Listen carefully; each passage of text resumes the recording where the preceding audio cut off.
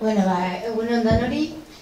Nik proiektuen koordinatzaile moduan lehenengo liburu aurkeztuko dut, bere ezaugarriak aipatuz, eta gero labur-labur prozesua zelan izan da azalduko dut. Orduan, Titiriteren ipuinak izenburupean doa liburu hau, baliotan oinarritutako 8 ipuinez osatuta dau. Eta, transmititzen diren balioak dire, zeharkatzen direnak, parekidetasuna, kulturartekotasuna, elkartasuna, euskara, baina, honetaz aparte beste zenbait balio eta gai lantzen dire. Eta, euskal kulturako pertsona eta idazle ezagunek idatzi dauriez, eta hor aurkibidea ikusiko dugu pantailan, eta ipatuko da zeintzuk diren.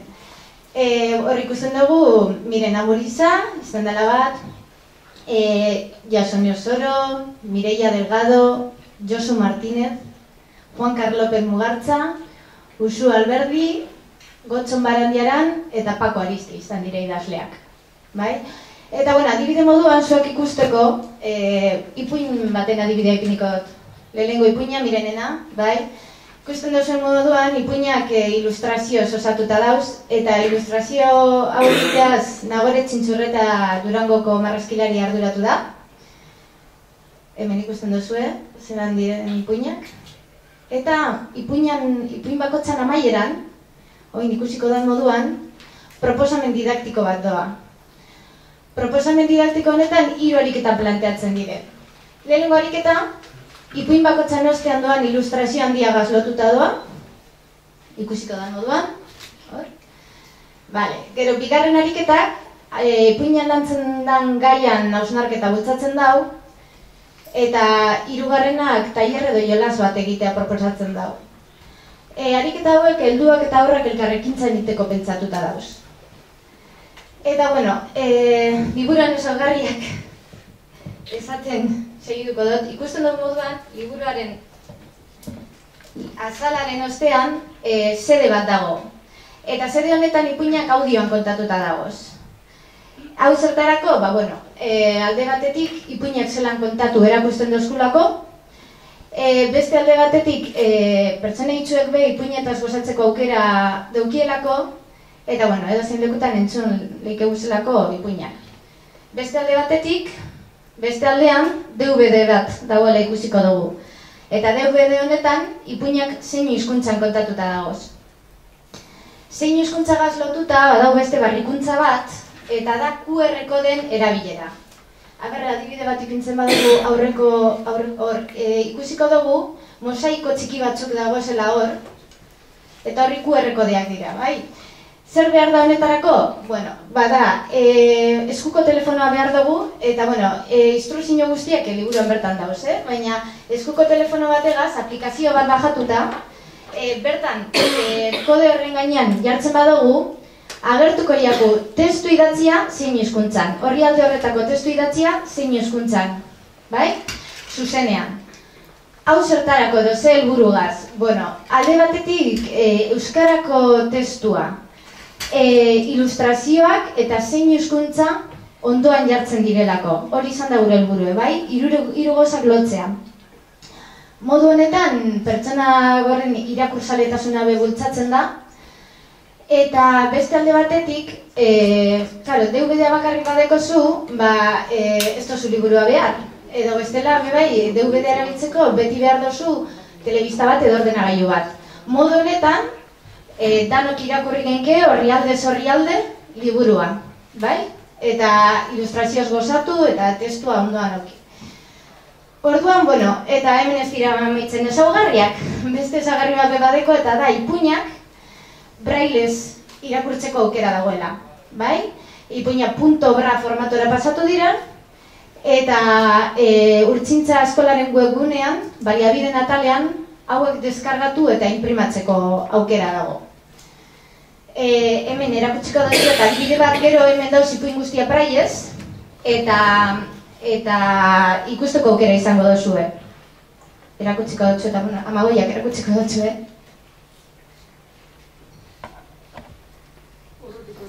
Hori da, urrutiko erreinu batean Mireiaren ipuina bai, eta hor dauzkagu brailez.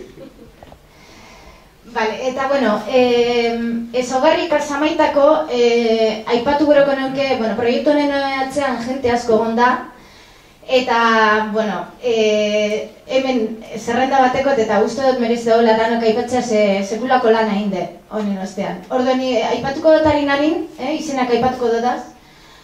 Koordinatzailea nire izanaz, egitasmoaren lantalde bat egon da hor, lantalde pedagogiko bat. Eta hor, Mireia Delgado, Maitane Muñoz, Amaio Sinalde, Irati Mendiguren eta nire egon gara. Ipuinen idazleak, lehen aipatu daz, Mirena Muriza, Jasone Osoro, Mireia Delgado, Josu Martínez, Juan Carlos López Mugartza, Usu Alberdi, Gotxon Barandiaran eta Paco Alisti. Ilustrazioak, Nabore Txintxorretan esku geratu dire. Diseinuaz, Nabore Txintxorreta eta Jorge Pérez, JPG Estudiokoa, arduratu dire maketatzeaz dena. Ipuinen ahotsak Edorta Moreno eta Irati Mendiguren Lodiotarrak aiaraldeakoak izan dire. Ipuinak zeinu hizkuntzan, Itziar Agirre Barrenak, Juanjo Abaskalek, Raquel Albak, Nayara Pérezek, Fernando Gonzálezek, Noemi Gómezek, Casimiro Ondok eta Aitor Bedialaunetak egin da hori ez. Proposamen didaktikoak zeinu hizkuntzan, Bego González eta Oiana Munduatek. Ipuinak brailez jartzean Eder Bilate, arduratu da.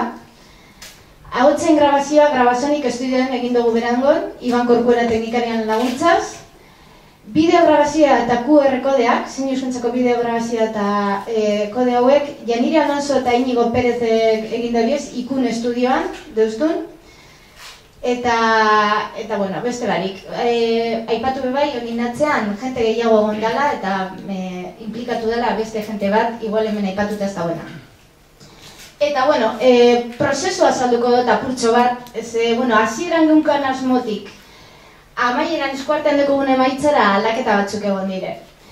Hasiera baten gure asmoa, baliotan oinarritutako ipuinak sortzea zen, ipuin bilduma bat, eta ipuin hauek audio disko baten grabatzea.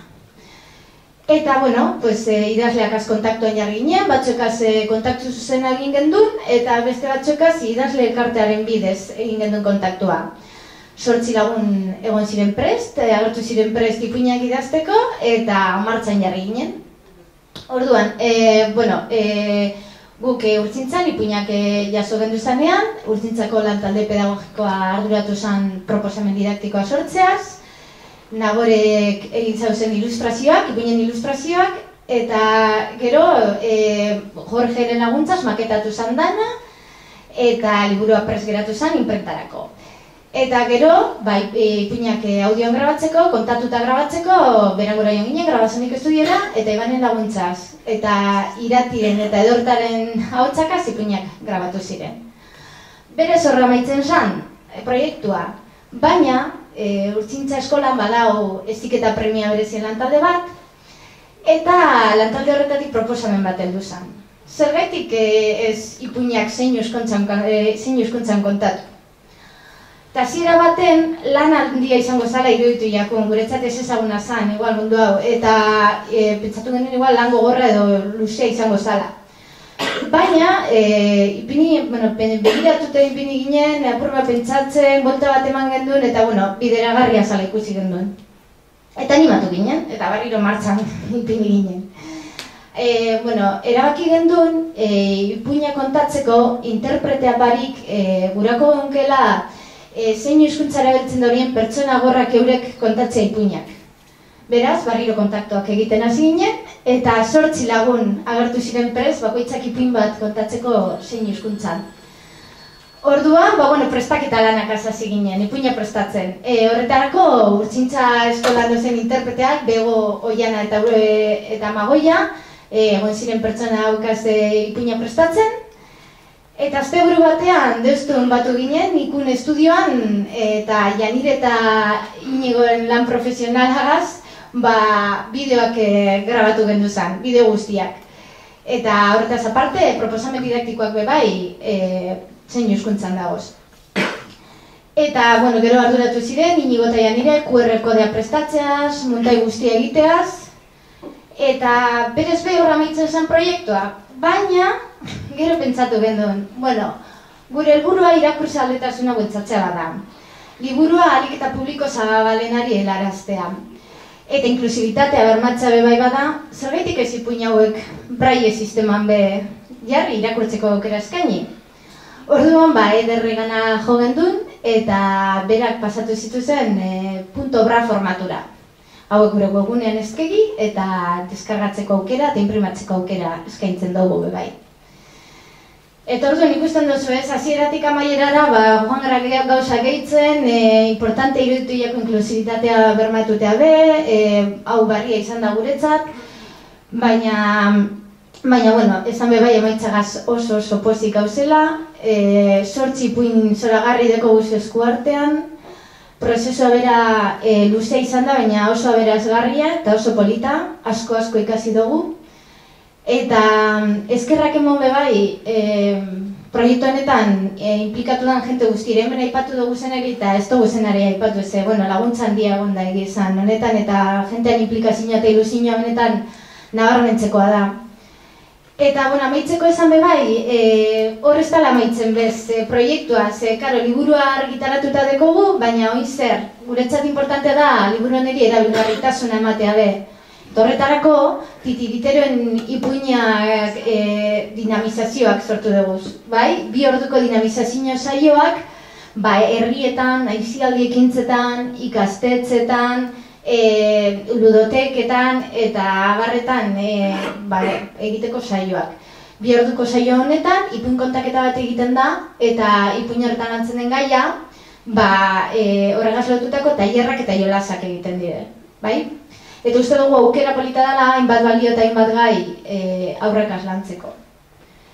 Eta, beste barik, ez naz gehiago lusatuko, nik, nire esperientzia kontatu dut, baina, uste dut, oin importante dela be, idazle baten ikuspuntutik ikustea, gustako jakitea Mirenek adibidez idazle moduan zelan bizi izan dagoen edo zein izan da bere esperientzia.